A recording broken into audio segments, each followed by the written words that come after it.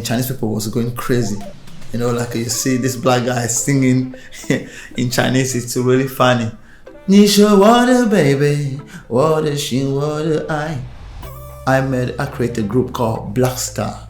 The group become like a #1 group in Cameroon. Like I was so young, like 17 years old, 16 years old, crazy. Doing hip hop where I start, you don't know. So people know me in different ways. And the only people who see me for a long time, they will know it can do this.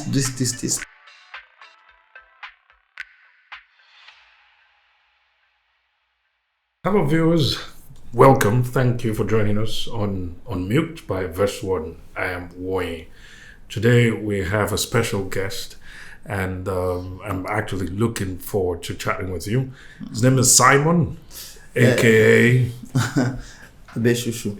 Abbe Shushu. Yes. I was going to start with that. The name Abbe Shushu, where does that come from? Actually, my real name is Abbe. Abbe Simon. Abbe Simon Real, like we say in French. And my mother gave me a small name, Tonton. Tonton, that means uncle. And in Chinese, uncle is Shushu. So I take the small name that my mother used to call me with, and I add to my real name, that's Abbe. So it become Abbe Shushu. You know, I had a theory that it must have been Shushu, like uncle in Chinese. So I feel quite chuffed that I was correct. Yes, absolutely. It's that I just took the small name because I have a strong relation with my mother, and I wanted to keep that small name how she used to call me. Interesting. So what's how did this develop, this relation with you? Have you made any song for your mom? Have you written songs for her? Yes, a couple of songs that will be coming soon. But, you know, when something's special, it's more time. You need to take time to articulate the thing so that it can be something powerful and meaningful for myself and for the person also. Yes. So there's this perception that guys are generally closer to their mom. What would you say about that? I mean, seeing as you've just confirmed that you're quite close to your mom. Yes, yes and no, but I think for me I would say yes because it depends on people. Me, I have a childhood where the relation with my mom was really powerful. Like I stay a lot with my mom than my father, and I think it's also people of our time, because our time women was mostly staying at home and men going to work. So we as a young man, we were spending more time with mother than father, because father will come back after 6 o'clock and we'll go to take shower, eat, sleep. Next day you see him again at the same time. I think that that routine always make a kind of build a relation where we have a lot of secrets and more confidence, share things with mother. So, and it brings a strong relation actually. So would you say that this relationship with your mom has influenced your development? Would you say it's influenced your development as an artist? In a lot of part, because yes, the sensibility, the way I will approach the feminine side will be really linked with that. And my music, there will be something really connect with that also. Even though I'm a really masculine boy, like there's something really in the way I am, but I have that part where I kind of have a kind of veneration for women. Yeah, I like that expression where you have veneration for women. Yeah. In our culture, in African culture, it's also something really important, you know, with the principle of Mahat and all those things. So to link with those things, we see women with a kind of high value to our culture. So to link. Oh, I agree. Somewhat with that. So tell me about your journey into music. When did you when did you know, or when did you decide you were going to go into music? Because I'm asking this question, you know why I'm asking it, because I'm going to touch on that later. But first, tell me when you discovered that music was something you were really good at. First, we know in Africa we listen music. It's kind of thing that we grow with this thing around us. Like when I was young, listening a lot of musicians, Manu Dibango, Fela Kuti, Femi Kuti, a lot of those guys. It was our family putting this like every Saturday, Sunday. We'll be doing like a homework, and those music will be in the background. And I didn't even choose those things. It just happened that I have this in my way of life. And then when hip hop started have a kind of a powerful impact in Africa, I was actually doing rap, like a rap and a reggae, for fun, just to have fun, dance and music. We trying to be cool, playing cool like that with people like. I remember I was really impacted with people like Busta Rhymes, Casa Rap, Capleton, Nuti. In my country, I have people like Jaram, Tiken Jaffa. What country is that? Cameroon. Oh, Cameroon. Okay. Jaram, we have people like Bantu Posi, that were some singer and reggae. Cameroon. When people think now of African music, they generally tend to think of Nigeria and to a lesser degree South Africa. But Cameroon and Congo and Ghana have played quite significant roles in influencing African music. I think of Geraldo Pino. Geraldo Pino came out of Cameroon, if I'm correct. Yes, I think yes. Geraldo Pino. Lapiro, we have Lapiro, we have Petit Pays, we have Manu Dibango, Richard Bona, some great musicians like people like Manu Dibango was actually the same period than Fela Kuti. Yeah, I do know that. He's the one with the Makossa. Makossa.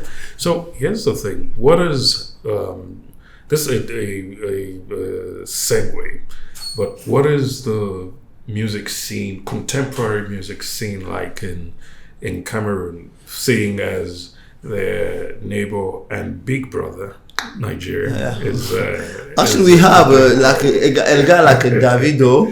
He have one of the best friends that they have in Africa as a musician. It's a Cameroonian Stanley Enoir. They are really close actually, like Stanley, when he's doing a lot of things with Davido, they're meeting. Actually before that, all other guys that are blowing up now come out, like they are coming out, they were actually good friends. And I just think we have a lot of guys that doing things actually in the same level that Nigerian musician. I'm saying about the content, even though the fame and the impact is not the same. But if you see people like Madagascar is doing beautiful Afrobeat music. We have guys like Bianca. There was a guy who had perhaps the biggest hit in Francophone, in the Francophone universe, I would say, or Francophone world. I think 2015, 2016, Colle la Petite. That's a Cameroonian? This is Cameroonian also. Yeah. This was, what's the name? I forget his name. I forget the name. But we have guys that are doing more good music than that. That's cool, doing beautiful music. We have Libianca from in America now doing, she just have a single that's blow up everywhere in America. And is this the Cameroonian style also classified as Afrobeat? Of course, of course. The thing that I think what we miss in Cameroon is that we have too much gender. Like we have people of the Northwest, Nozo, like Bamenda, Boya. They're doing some music that's really in the direction with Nigeria. As I just say, a lot of brothers of Anglophone part, the music takes exactly. Okay, like if you listen to Madagascar music to really even the new song that I just released, it's exactly Afrobeat. We have Salaciel that is doing great music. We have Missy Elliot that is doing great music. We have the sister just that have song. I've been drinking That's a Cameroonian. Yes, did you check on me? She's the Cameroon, but in America. So we actually have just that. Some of us, even myself, what I'm doing to if we put some music of Nigeria, we listen to my music, you'll see a lot of similarities. Just that we are working on growing up, and I think it's also linked with the fact that we have too much style. We have Mbole, we have Bikutsi, we have Makossa, we have the new thing that we're doing with the brother that I just mentioned. It's making a kind of traffic that it's not like in Nigeria, people just bring music in some same direction. That's not quite the case with Nigeria. In Nigeria as well, there's a diversity of genres. Yes, but we have something that people pushing actually in front. And I think that's one of the things responsible for the versatility and the staying power, if you will, of Afrobeat. It's because it borrows from several musical genres, local, authentic Nigerian musical genres. Yes, I see, like in Cameroon. Yeah, you've got Ashake, for instance, borrows heavily. It's, if not, I wouldn't say borrow, but it's influenced heavily by Fuji music. You've got Flavor, who sings high life, and you've got Juju.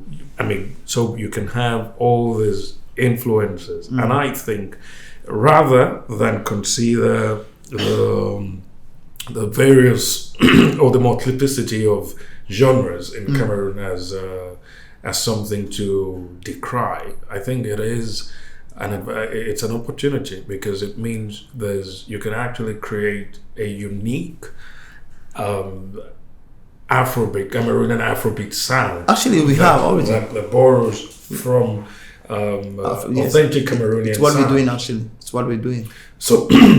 Your music, you said, for instance, there are similarities to Nigerian sounds, and I was going to say that there's a song where you could almost feel it was obvious that this was like a homage to Fela. You're talking Gentleman, yes. and Be Gentleman, and all of all. Yes, there was to speak my mind. How was that? How was that received? So what do I mean? If a Cameroonian listens to that song, will they say, will they recognize that this is a Cameroonian sound? Or will they say, this is another Nigerian music? But why does this Nigerian person, why is he able to speak French? Is this what would happen? Or there's something there that says, this is from Cameroon? Yeah, I think, yes, because I always put some intonation in that I link with our traditional language, even though the music will be like more open, like the style you can think it may be somebody from Ghana or Nigeria, but the voice and the intonation inside will be more linked with the Cameroon way of speaking. This is one, and secondly, I think I did the music with actually some brother from Ivory Coast, Côte d'Ivoire. Ivory Coast, yeah. Is the one who produced that music, and the mix and master was done in Cameroon by DJ Chris. So I make the link. So the colors, it's a kind of, you can say it's a general Afrobeat song. Of course, with some of the person that I love the most, because in Cameroon we grow with Fela Kuti music. Actually, for me, who was really too much in touch with the Anglophone side when I was young, so I was always listening Fela Kuti. And when I was young, actually, somebody told me that I have a voice and I have something that is in the direction of Fela Kuti in the way I do things when I was young at that time. So yes, I think they will recognize easily. So you've touched upon something that I thought about on my way here. You sing in Pidgin, French, and a couple of other languages. What other languages do you use? Yes, we Eton, a little bit Bassa, a little bit Chinese. Sometimes when I want to drop some Chinese words, I'll drop Pidgin, of course, because in Cameroon we speak Pidgin. As I was saying, we speak French in Pidgin. And we also call something that we call franc-anglais, where it's a kind of Pidgin where French is more dominant. You have Pidgin where you can have a mix like Nigeria people doing. But we have a kind of Pidgin in Cameroon that it's more franc-anglais. So we call it like la language quat, something like that, where we bring a lot of war, the way can, the way shosho. What does shosho mean? Shosho is like a hot. Show. And the way, it's like my way. Like you say, the way in English. I mean, for example, I would say, ça c'est mon way. It means it's mine. Mon way. So I put mon, like it's mon téléphone. In French, I would say mon téléphone, my phone. But I'll say mon, like in French, way, like in English. Yeah. So we have this kind of where it will be French that will be more accentuated. So here's my question. With all these languages rolling in your head, how does that influence your music? So for instance, do you have situations where you know what, this song will sound better in French? Oh no, this one will sound better in Pidgin.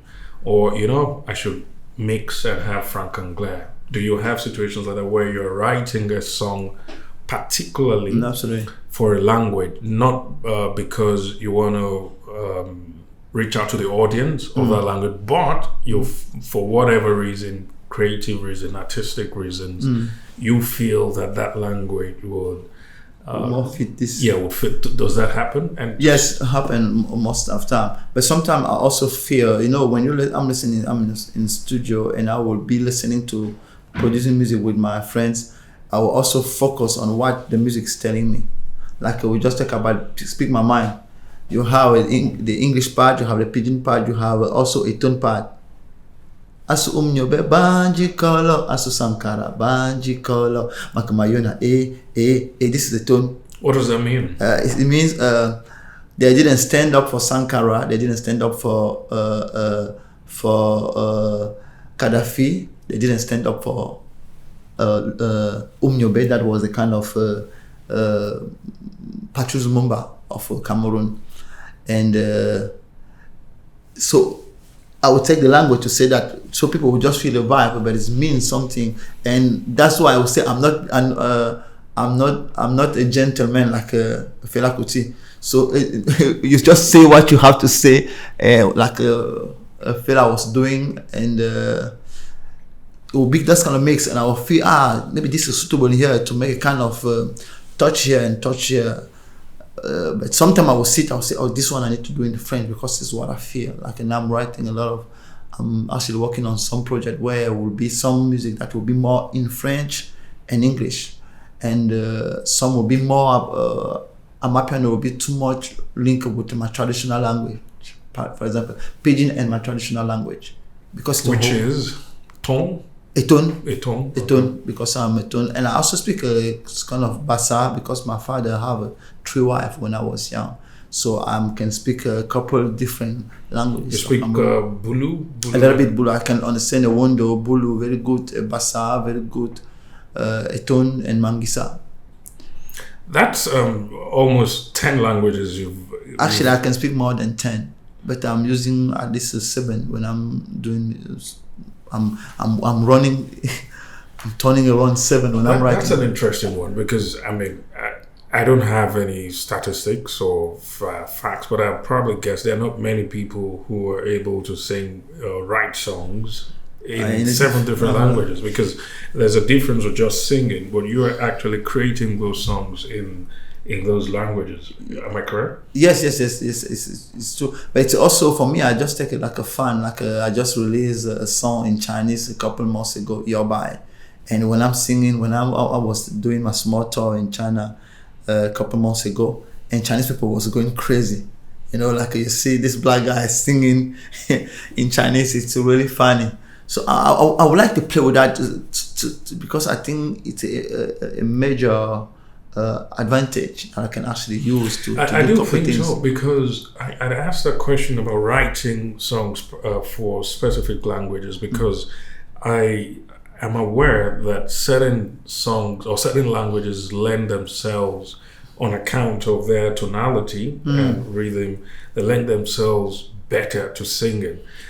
For instance, I've seen some of the earliest descriptions of the Yoruba language made by Europeans or Americans that came in contact with them. They usually describe it as it's a sing-song language, and it makes sense because it's a tonal language, almost like Mandarin, I assume, as well as tone as well. So it allows you to.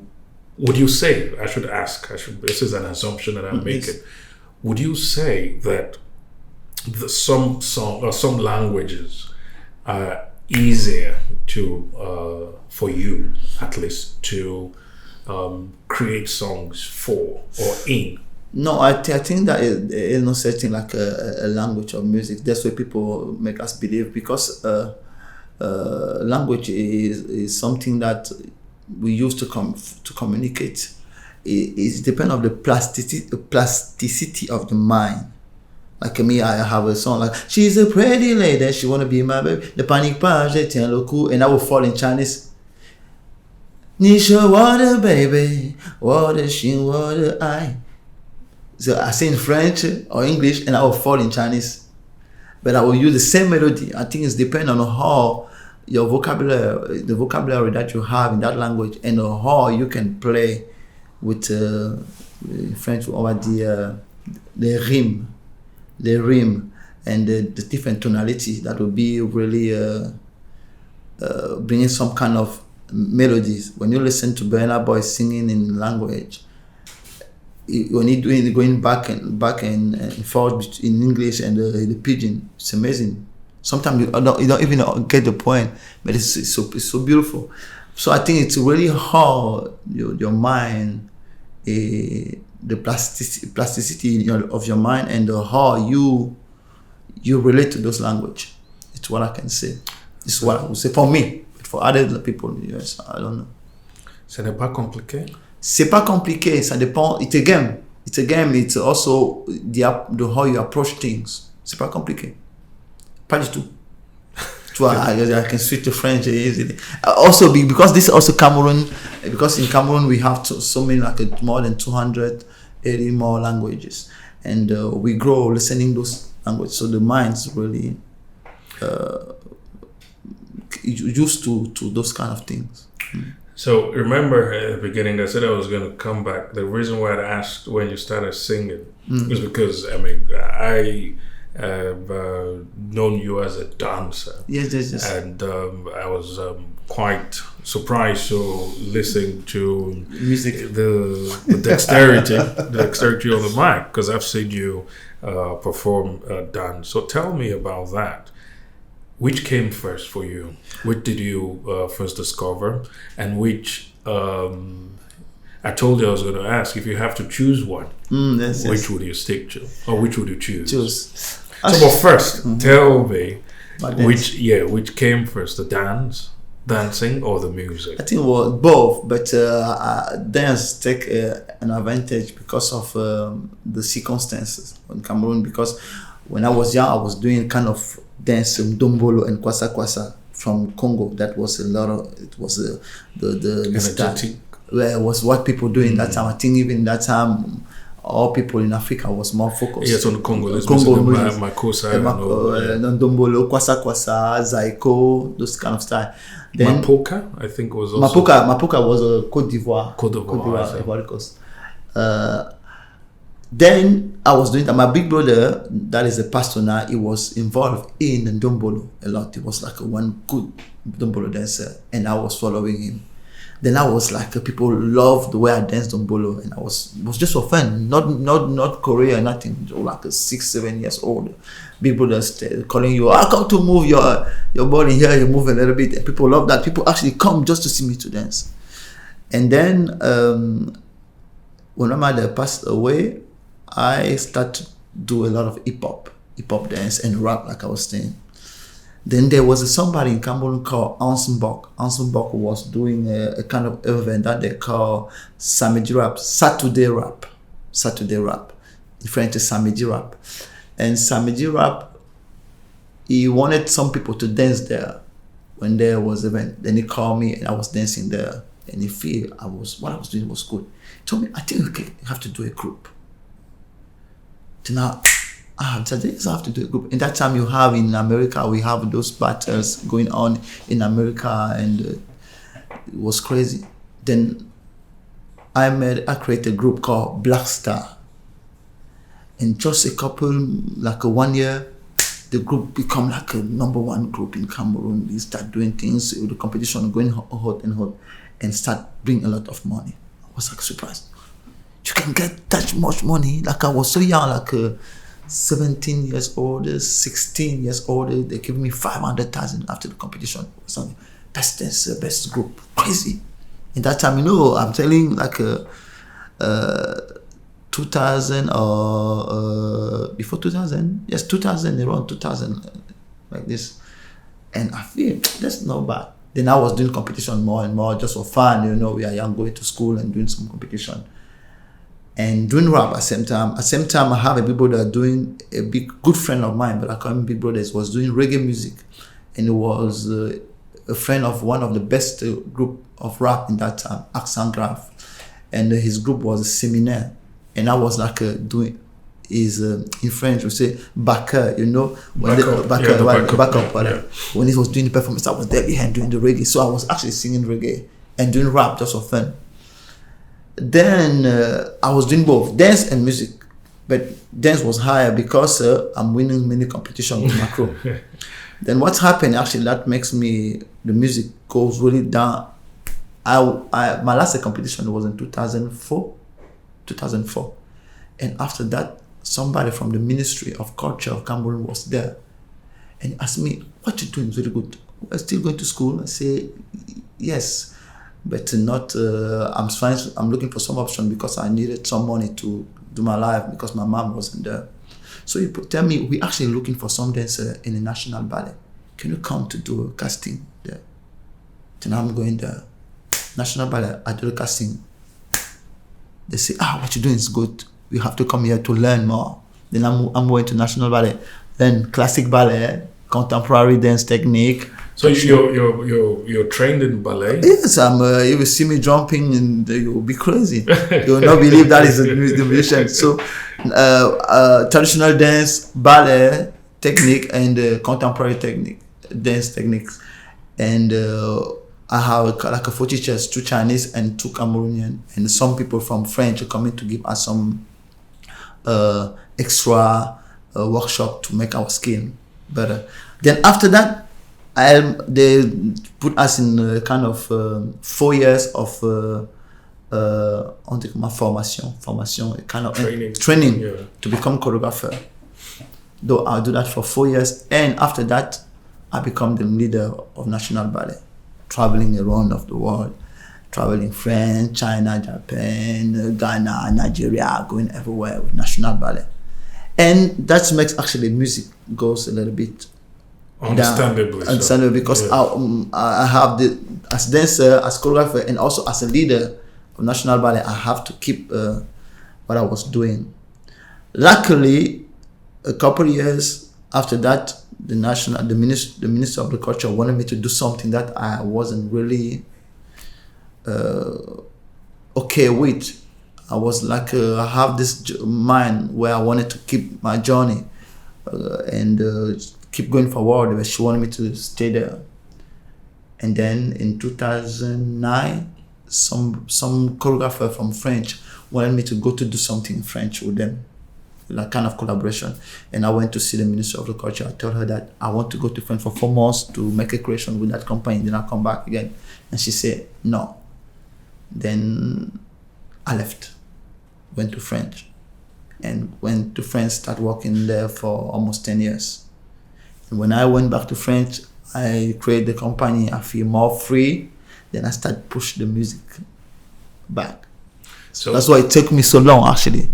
So now I'm still in that fight, trying to bring the music up a little bit. So now let me ask, because you've got a very unique story. It's not as far as I know, which is always a preface for somebody who doesn't know at all. As far as I know, it's not often that people make the transition from dancer to musician, especially as accomplished and in the traditional. Would I say traditional genres of dancing, ballet, classic ballet, and all that. And now you're not just a dancer, not just a performer. You direct, you create as a choreographer. Would you say some of the skills, techniques, and the worldview in dancing and choreography have found their way to your music? Or have some of the skills helped you, for instance, in the way you arrange your music? Do you sometimes think of your songs with a dancer in mind, or do you think of the movement? Do you think of your dance movement? Do they influence how you arrange your songs? I guess that's what I'm asking. Absolutely. What you say is true. I think that was actually a dilemma. If you see the last album, there is a lot of conflict inside. And I was talking with my friend, some friend that told me, I tell them it was on purpose, but it was the last time where I wanted to express myself in different ways as my mind wanted, because when you listen to some music where I'm doing rap, you think he's a rapper. If you listen to some music where I do rock, you listen to my first album that I released in French with my crew, Abbe crew, it's a pop rock. And the last album, you have a little rap, Afrobeat, and amapiano in some moment, like a jikong. So it was the last thing, because I find that my mind's always running between different things. Because that's the structure. Because in a dance, when you see me dancing traditional dance, you think he's a traditional dancer. When you see me doing contemporary dance, you think he's a contemporary dancer. When you see me doing hip-hop, where I start, you don't know. So people will know me in different ways. And the only people who see me for a long time, they will know it can do this. And most people actually told me that. Some directors that I work with, or some others company that I'm making choreography for them, they are really surprised, and they don't know how to put the company actually sometime. So it's been like 2 years that I managed to put the company in this kind of direction, because I was like a contemporary dance festival to see me, drama festival to see me. I go to Australia, I did something about Sydney festival. I'm here like a choreographer, but it's a kind of drama musical. But I see this guy last time in front of the president doing the performance. Even I was confused when I saw it, because I said, "Oh, I know you as a choreographer and dancer." Yes. I was not aware of the music, and it's a pleasant surprise. It was a pleasant surprise for me, because when I listened to your sound, there was this. It was a medley of different genres, which is something you've touched upon. Because, for instance, a song, The Light. The Light. There was, I could hear pop, I could hear hip hop, there was rap, and there was some folk singing. It reminded me a lot of Yusuf Indoor. There was Absolutely. I mean, that's just what came to mind. So, how is it? Is this a deliberate thing when you creating your song? Like, you know what? I want to put all these things. Or you go with the flow, and after you've recorded, you just realize, all these different elements found their way into the song. Yeah, absolutely, it is that. But I think because last time I was just expressing myself, the album that I did in French was more canalized, was pop rock, was a purpose. But as I was going to a kind of transition where I wanted to let my African side, to be honest, to say, because when I was National Ballet, it's a traditional music that I was doing mostly. Even it was that we're doing contemporary performance, I will be using my African traditional feeling and voice timbre and voice colors and like in a light. It's what I actually. But when I stay in French with my crew, where I was doing a lot of pop rock, I was more a kind of funky rock pop in the voice. This same guy that I see doing the Afrobeat that is totally different. So the next project I'm working on, I'm trying to be more just this African side. I think this is where I will go for the next. I'll see where. Maybe I will be doing rap or freestyle for fun, but I will try to bring this African style side of me that I think is infinitely rich and great. How I see myself inside. So you've described your sound or your style as Afrofuturism. Yes, it's what I said. Even though it's so it's so big at the point, but I think I'm thinking about it. When I was talking with my manager, he told me that what you're doing, that you're doing it to more Afrofuturism. I said, so what is Afrofuturism? Can you elaborate on that? Actually, myself, I don't know much about it. I think for me, it's a kind of people who have a kind of projection of something where it's a kind of greatness of Africa, to how I see that. For me, as I was saying, it's something that you can actually understand. When I see what's her name, a couple guys in America who are involved in that direction, and I ask myself, do you think that actually it's the same? Do you relate with this, or do you see yourself in that direction? Actually, I'm asking myself a question about that. The name is beautiful. The concept, how I read it from it, it's a greatness of Africa, to how I see this. But I see it was Jamel, what? I forgot the name. One big sister that just released a kind of video that was actually beautiful. The video was beautiful though, but I forgot the name. I would think about it. I'll tell you. And I was saying, this is Afrofuturism. But it's different with what I see from somebody that doing some Afrofuturism from Caribbean. There's a group that are doing also beautiful music that I feel more close. But both of us, they're saying they are doing Afro. From the Caribbean? Yes, I forgot the name actually. It's a really beautiful group. They're doing a lot of things that I love actually. But for me, I would just say it's a kind of thing that bringing the greatness of Africa in now, musically. But at the same time, you see what the Burner, Davido, Magasco, all those guys doing, it's Afrobeat. It's also the greatness of Africa. So what is the difference actually? Is it just the title? Is it the mindset? Is what? So I cannot really say. So you've also... But I feel connect with both. Okay. You've also described your style or your sound as... You're going to help me pronounce this word. Geekom. Geekom. Actually, it's a style that exists already. In an album, you have a song like Waka Waka. It's more that style.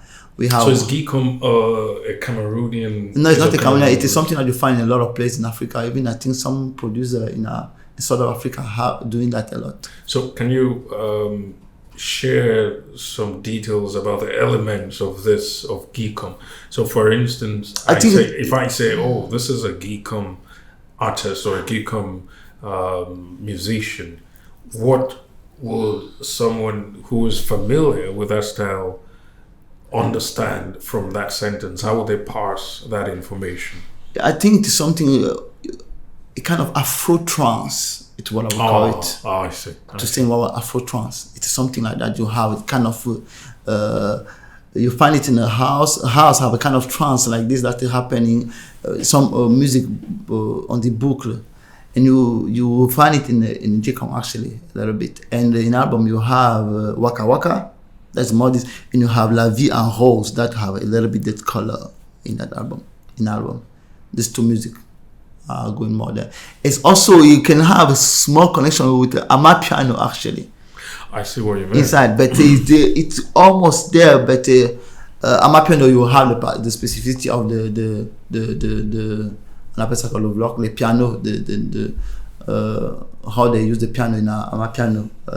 But if you see the foundation of the Geekom, it's also a little bit there, but we don't have this kind of Amapiano things that they do with the song. So for me, I would say it's a kind of Afro trance. It's what I would call it. I think that clarifies it a lot. It's what I would say for me. Yes, you mentioned the piano now, and it's just made me wonder. Do you play any instrument? A little bit piano and a lot of drums, or mostly African drums. Actually, most African drums I can play djembe, kalangu, calabash, a lot of things. I play a lot of, like most song that you're listening in album, I play a lot of drums inside. Oh, okay. Now let's talk a little bit about your album, the Perseverance. Right. So that it's a powerful word, long anglais. I think it's the same, ou long français, no? Oui, on dit la persévérance. Yes, absolutely the same thing. And so what's the story behind that? Why did you choose that name, Perseverance? And what was the process?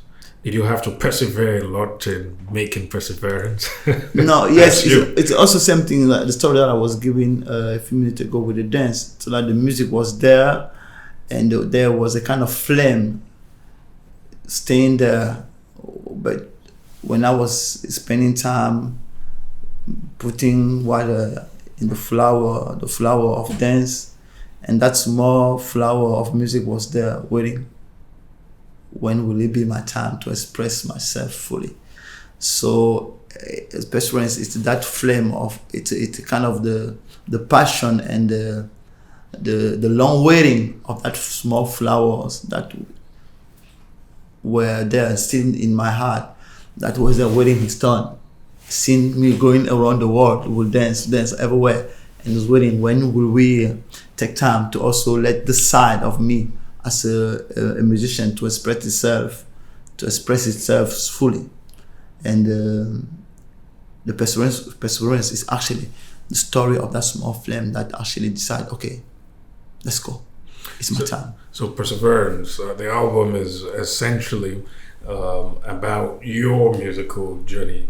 Yes, the totality of your musical journey so far. Yes, and that's what actually I say.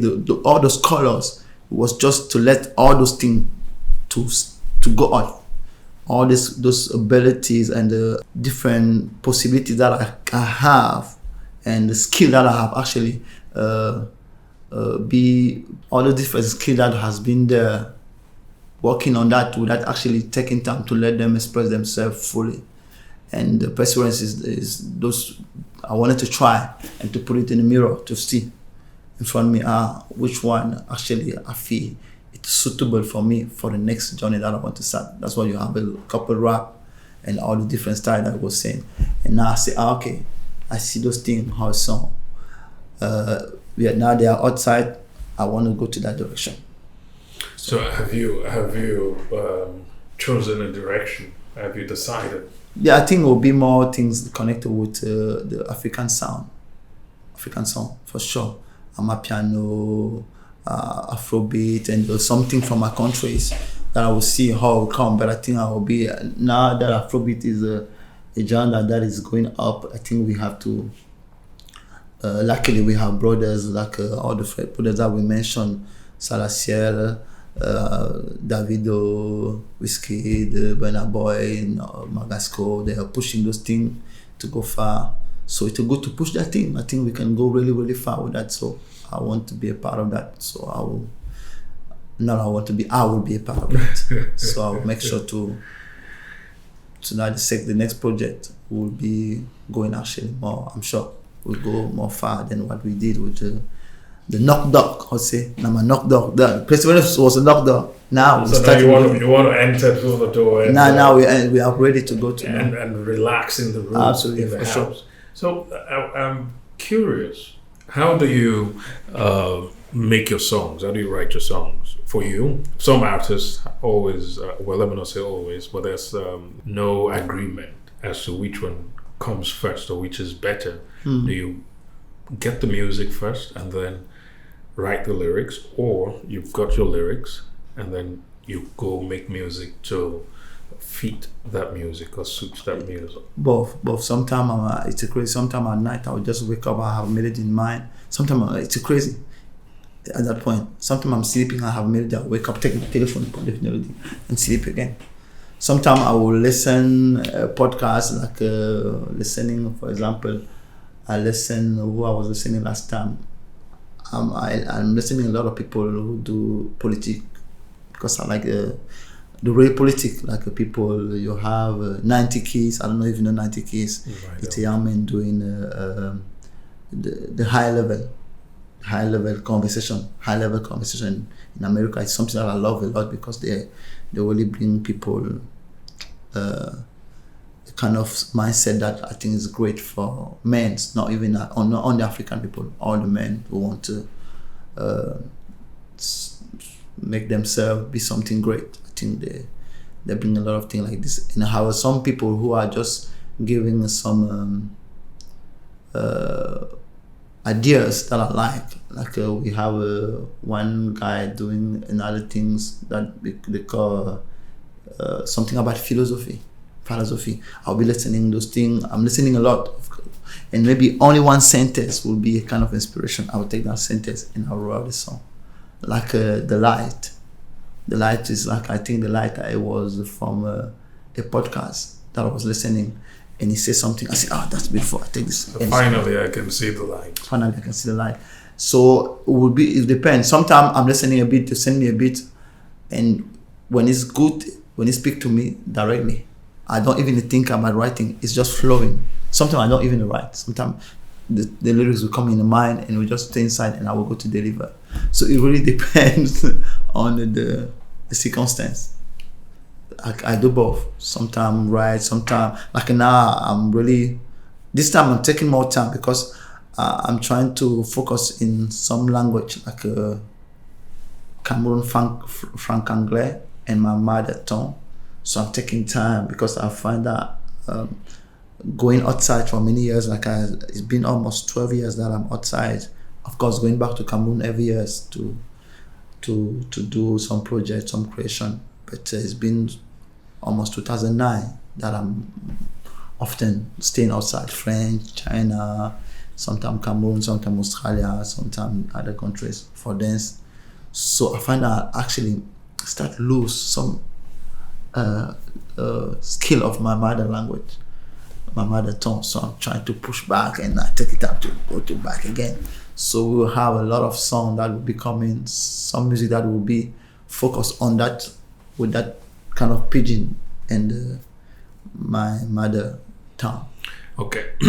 Seeing as you are primarily a dancer, or originally a dancer, I've asked whether the music comes first or the lyrics, and then you said sometimes you've got the music first, and sometimes the lyrics lead you to the music. Does it happen that the dance actually now influences the music? So what I mean, do you find yourself dancing, and maybe while dancing or just after dancing, you'll say, you know what, I need a song. I need to make a song for dance, for this dance. Yes. Actually, first of all, for me, in my mind, dance and music are the same thing. I think that's a really good point. You don't have a music without movement. You don't have a movement without music. They are related. Even though we don't know, even people don't know, you cannot make a sound.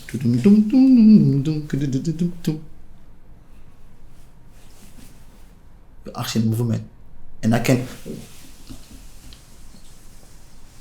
even when I'm dancing, you are not a guitar, I'm already. And when I'm doing that, you have a song already, and you have a tempo.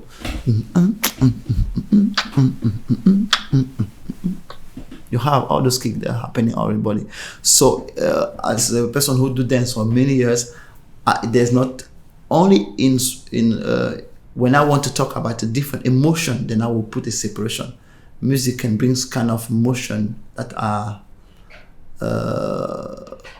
relate to how the sounds, how the things sound, and the body will be, dance will be maybe how the gesture affect me. Then we can have different emotion in that moment. But I think both are connected. So when I do music, actually I'm seeing dance. Even when I'm writing. When I'm writing, I will see the dance. And soon that I will start to say the lyrics, even if there's no music, I will already start to see the dance. Do I need to dance and how I have to dance? Or what do I need to only stand and be in the presence of, if I will just look in front, what will be that presence, how that presence would translate itself. Then, but that presence is already a dance, because I can be dancing just by standing, by the feeling that I will project in the way my body character will be. Like on the stage, you see dancer just stopping some pose. You can feel they're still in the mood. What will be the mood? That mood will be what? So it's always connect. So I don't make a separation. And when you will see me on the stage doing the concert, you will understand what I'm saying. So when I'm like James Brown, you see James Brown on stage, the voice is always connected with the move, with the gesture. You cannot separate. There's a kind of people like that. Michael was same actually. Of course, you have some music that was only more chill, but you can always see the groove in the body. Prince, same. So we have some musicians that we actually have been seeing. They're always connecting the two, dance and music. When they're doing music, they always think about the dance. When they're dancing, actually, the music come out from that. It's how I am. Okay, I've actually enjoyed.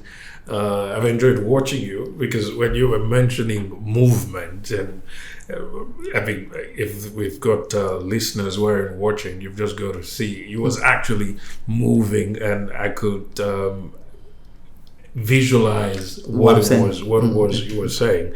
And I've actually also thought about the connection between music and dance, and you pointing out the movement, because I've always thought of music as movement, and I've heard several people also share that view. But watching you brought that to life. You gave it a visual, or you brought the metaphor. Absolutely. You brought the metaphor to life. Now you've been in China for a while, and you speak the language relatively well. How much of China finds its way or makes its way into your music, whether in the lyrics or the music, or even the... Well, I should ask, because you said you did have some Chinese teachers during your formation years at National Ballet. So do you also incorporate Chinese dancing into your repertoire, either as a choreographer primarily, and then as a musician? Can we find any Chinese element in your music? Yes, some like a Yobai we have it a kind of a mix of it's a kind of rock pop song, and you have a lot of Chinese instrument like a guzheng. I don't know if you know the guzheng inside. But as I'm in China, actually, with my friend, we produce a couple thing where we bring some Chinese sound inside the music. I will see for the future. But most use like melodies. Like you have the flute, you have the guzheng, you have some Chinese traditional thing that they play like a violin, but it's not actually. It's like in Cameroon we call vet. We have something like that, some traditional instrument that I like a lot. The sound, I see music as the kind of superposition of sound. And when I feel something match, it can work together, I will not think about it if it's a Cameroonian or what, I will just bring it in. But sometimes I will say, okay, this one I want it to be something like more linked with Cameroon, this tradition from this west side or Muslim area or north or whatever, then I will focus on that. But when I create the creation process, like I just let my mind and my spirit free and bring everything that can come out, then I start to say no. This is my my choreographer side actually, because when you do the choreography, you need what we call you need a lot of materials. When you have the material, then we'll start to say, this is not good, it doesn't match, it's not good. So the dancer will be doing a lot of things, and I will say, this not change that move. Maybe you have 100 move, I will just pick up 20, but before the 20, I will have maybe 100. So I do the same process with music. So it's a process of elimination. Elimination. I work about that. Dance or music, I do the same. Even like when you hear a song, most of my song, maybe I will write maybe 6 pages to keep 1 page. I think that what you describe is true of any creative endeavor or most creative endeavors. For instance, you're writing a book. The final version of the book is always let me not say always, or usually a minute portion of the of the manuscript. Absolutely. And I think that goes with stories. Absolutely. It goes with movies. absolutely. Perfect example. Absolutely. You know, where you'll see a 90-minute movie has got more, sometimes 200 or 300 hours of footage. Absolutely. So I think there's something about the creative process that is it's going from here to show. In fact, if we take what not the fine arts, so the design arts, for instance, sculpture. Absolutely. Yeah, it's essentially elimination. I think that's the law of the universe. It's how I see that. I see to do something meaningful, and something that can stay, face the time, even though many years pass by. All the great things, when you listen to people like a fella, I still love his music until today. It's that you can feel they were taking really time to go to kind of perfection. I would not say perfection, but something that they really express themselves to the full, then they will start to clean. I can feel that. So are you working on any album? What can we expect from you in the near future? Many singles will come out. Actually, I have a lot of music, but I think what I did as a mistake with the last album was that I don't know. Actually, it was a big debate with my friends. I was saying that it would be better for me to release an album because I can be having a lot of performance. But I managed to do that. I'm performing. But at the same time, I think if I took time to listen to my friends, I would concentrate all the money that I have, because I produce myself. I don't have any label. The label that produced the album, it's my own label. It's the money of dance that produced the music. Absolutely. So the money of choreography, because I'm traveling a lot with dance, so I'm taking that money to produce my music. So I should have took one good song and put the money on that for publishing and the publicity, for marketing and the advertisement, whatever. But I took all the money to put in the album, and it cost a lot. And by being self-made, it's not easy. So what I want to do for the next step is just singles. Maybe 1 year I'll be just 1.5 years, because we have a lot of music. So I will try to release like every 2 months one song. Oh, okay, beautiful. And I'll be looking forward to that. Absolutely. I think we have for sure. I can feel it myself. Okay, every time when I'm in the studio, every time I can feel great things are coming. Oh, I feel it too. I like your energy, I must say. Monsieur Simon, it's been a pleasure chatting with you. I've enjoyed the conversation, and I hope our listeners and viewers have as well. And if you have, remember to join us next time. It's bye for now. My name is Abbe Shushu. I'm from Cameroon, born in the city of Yaoundé, in Tabaligejwa. I'm a musician and a dance choreographer. Now I'm based in Beijing and Beijing, China. Been going back and forth between Cameroon and China, and a little bit places in Europe. You can check my music in YouTube, Spotify, by just putting Abbe Shushu. In YouTube, you just need to put the name of our label, Duma Prod, and yes, Facebook same, Abbe Shushu, and I'll be happy to have some interaction with you guys. Thank you for having me, and thank you for watching.